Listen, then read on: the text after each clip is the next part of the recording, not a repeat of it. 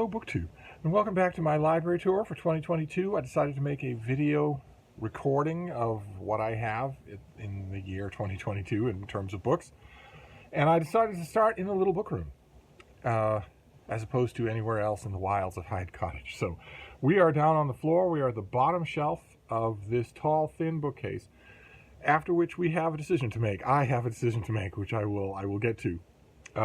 But first we'll start with this shelf, and it is one of the only ones where there's a little bit of maneuvering that I need to do because the bookcase is a little bit behind the two bookcases that almost meet in the corner. I put the thin bookcase in between the two ones that almost met in the corner.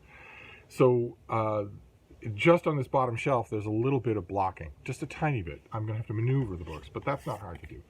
Okay. All right, we'll start off with a kid's book, one of my favorite kids' books of the modern era. This is by David Ezra Stein, and it is The Interrupting Chicken and the Elephant of Surprise, which I did a reading of it when I showed it to you for the first time. Absolutely wonderful. The Interrupting Chicken is the first book. This is the sequel, The Interrupting Chicken and the Elephant of Surprise. I cannot recommend it strongly enough, whether you have a kid or you don't.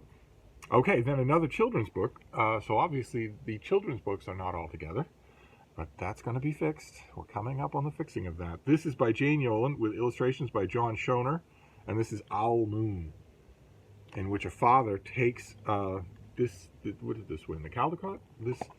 A father takes a child out to the woods and calls for an owl. They call a great horned owl in the hopes of spotting one. Owls are can be notoriously difficult birds to spot, especially at dawn and twilight, the times when they are most active at work, when they are hunting. During the daylight hours, it's fairly easy to catch a glimpse of an owl in the worst possible way if you pay attention to the wild, raucous cawing of crows or ravens, because they will often mob an owl and drive it from one nesting site to another and resting site to another during the day. And if you don't just tune out that sound, if you watch it, if you look at it, then you can often spot an owl. But it's a delightful book, absolutely delightful. Okay, then we have something that's going to reflect poorly on me. I want to stress that it does not. It's just appearances. I'm just realizing this myself. This is by Roger Lederer, and it is The Art of the Bird. And it's a history of not birds, but ornithological art, and it's still wrapped in plastic. And the only reason for that is because I had an unwrapped copy on my shelf, and I pulled it off to mail to somebody. And the reason that I was so quick to do it, I would have done it anyway, but I was so quick to do it because I already had a double, and I just put the double on the shelf and didn't unwrap it. Obviously, it is a crime against all that is holy to have a wrapped book on your shelf. It's not quite as bad a crime as the insufferable posers who put their books on the shelves pages out. They deserve instant death, whereas I just deserve a good strong talking to. I will take the wrapping off this thing. Then we have a book that is obviously out of place, but we've seen a lot of that. This is another New Yorker album, 1955 to 1965.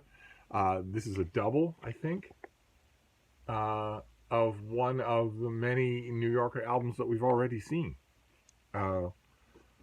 And I love these things. I absolutely love New Yorker cartoons from the 20th century, not the 21st century mostly.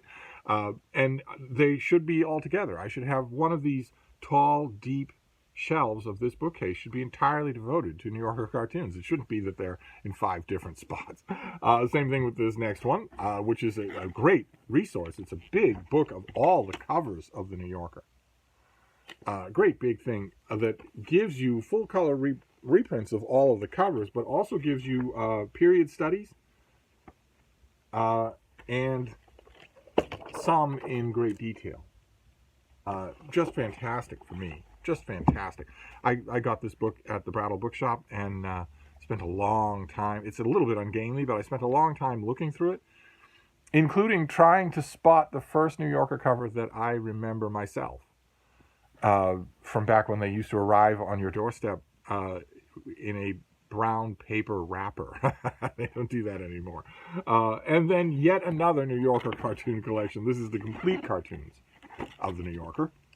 And this is the one that came with all of the cartoons on discs, and it has everything. Some of the reproductions are so small that they don't really help you, but even so, this is everything, every single cover, and the discs were considered cutting edge. I don't think I have any technology that I currently use that is old enough to play a disc. So go figure. So much for cutting edge. Then we have a taller item. This is a centennial celebration of Tarzan, and it's fantastic. There you have a Frank Frazetta cover, but this has everything in it. Oh, what is this? Good Lord, I opened to an invoice. How's that for a bad sign?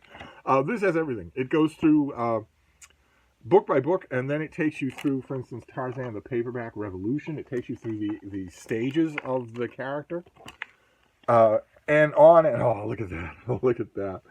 Fantastic. That's a Morris Gulub cover where Tarzan is riding a Cape Horn buffalo, which would never happen. Maybe it would if you're Tarzan, but I don't advise it. And I think this goes on to, of course, it has a whole bunch of retrospectives of Tarzan on the screen. There is Gordon Scott. It goes on. I think this goes all the way to the TV shows. Oh, no, just on the screen, there's Cap Van Dien as Tarzan.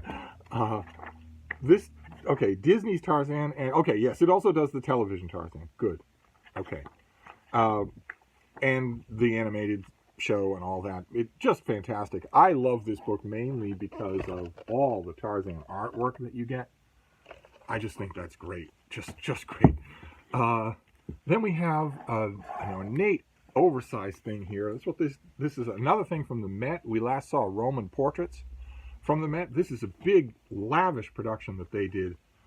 I wonder if I have a sheet on this thing so that we can know when this happened. If it is, the problem with these oversized books is, okay, I think I saw it, is that if you have a sheet, it'll get lost in the book because the book is so huge.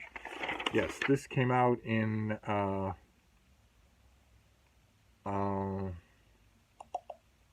2019. And it is a gigantic illustrated companion to Tale of Genji. Just amazing. Just amazing. It's just got everything in it. It's big and comprehensive. Great. Fantastic. And then we have the last thing, Lonely Down Here. This is from the great folks at DK. This is their illustrated Bible, story by story. And it's got much more than just illustrations. It's got timelines and cross-references and translations. And the artwork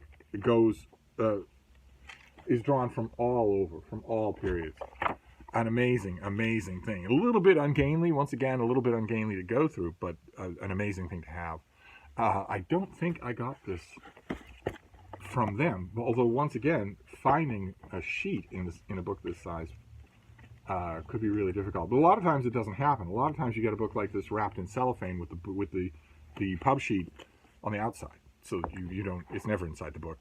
But anyway, there you go. That is the bottom shelf of this bookcase. Many, many oversized books. I didn't put them back on the shelf because I was thinking, what's the point of doing that in the middle of a video if I'm going to be struggling because they're bigger books. But now that I'm thinking, since I have this shelf completely empty, maybe now is the time to be moving New Yorker books. maybe that should happen and just get that taken care of. Because there are three of the books on this shelf were New Yorker collections. Oh, well, it wouldn't be a library tour without a screaming siren in the background, now would it? It's pouring rain today, but nevertheless, the sirens sleep for no one. Maybe I'll do that. Maybe I'll rearrange this just a bit. But that's not the decision that I am faced with at the end of this one. The end of this bookcase. We're now down at the end of this bookcase. If we're going east to west, which I've been doing in this library tour, then the next bookcase, which is tall and it's double stacked mass market paperback, so it's 1,000 books, is all romance novels. It's one whole floor to ceiling bookcase of romance novels. And although that makes me salivate, although it's one of my favorite bookshelves to go back to over and over again. I'm aware of the fact that much though I love you, quite a few of you out there are narrow-minded book snobs. And you're not going to want video after video after video of romance novels. That's all it would be for I don't even know how long. I mean, well, I can sort of estimate. If I were to just show you the covers and read the titles and not talk about the book at all, if I were to just do that, I would need a video, one whole video, just for the front row of mass market paperbacks on one shelf. So that's, and then a whole video for the back row of those mass market paperbacks, and then a whole video for the Transwise books on that shelf. So that's 3 videos a shelf. 1, 2, 3, 4, 5, 6, 7. So whatever 3 times 7 is, that's a lot of videos. What's that, 50? Something like that. It's a lot of videos. I don't know that it'd be a whole month, in other words, to go through this next bookcase, which is technically the next one.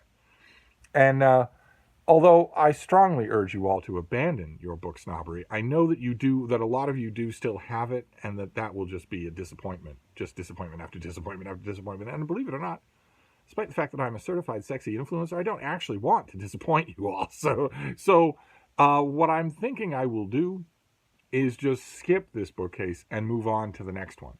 The next one has variety in it. Just move on to the next one, which is the final bookcase in this. Oh, no, it's not. No. Well, the next one has variety in it. I thought we just move on to that, and I will save the all-romance bookshelf for maybe if Sarah from the Bookish Knitter comes to visit. Maybe we could go through it together in a video. Not necessarily every book, but we could have a grand time. We could do a great hour-long video just going through this bookcase. That might work, but it's more of a specialized thing. It's all just one kind of book. It's all just one genre. And I haven't quite faced that yet. The closest we've come is the Penguin Classics, but they have variety in themselves. So I think I'll do that. I think I'll skip this next bookcase and just move on to the one after that. I'll mull, and I'll figure it out. But in the meantime, we're done with this bookcase, so I can get up off the floor. Thank you, BookCube.